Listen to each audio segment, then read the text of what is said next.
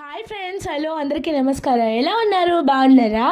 ఈరోజు అయితే మీ అందరికీ ఒంట్లో వేడి తగ్గించి కడుపులో చల్లగా ఉండి ఆరోగ్యానికి ఎంతో మేలు చేస్తే పిల్లలకి ఎంతో ఇష్టపడి తింటారండి. పెసరపప్పు అంటే నచ్చిన వాళ్ళు ఎవరు ఉండరు. ఒకవేళ అలాంటి వాళ్ళు ఎవరైనా ఉంటే కూడా వాళ్ళందరికీ కమ్మగా పెసరపప్పుతో ఇలాగా కిచిడి చేసి పెట్టేసేయండి. చాలా అద్భుతంగా ఉంటుంది. దీన్ని పప్పు పొంగలి అని లేదా మిరియాల పొంగలి అని కూడా అంటారు. ఇదైతే ఫుల్ వీడియో తీసాను, మన ఛానల్లో పెడతాను. మీకు ఇంట్రెస్ట్ ఉంటే ఖచ్చితంగా ఫ్రీ ఉన్నప్పుడు చూడండి. వెళ్ళే ముందు సబ్స్క్రైబ్ చేసి సపోర్ట్ చేసి వెళ్తే నాకు చాలా హెల్ప్ అవుతుంది.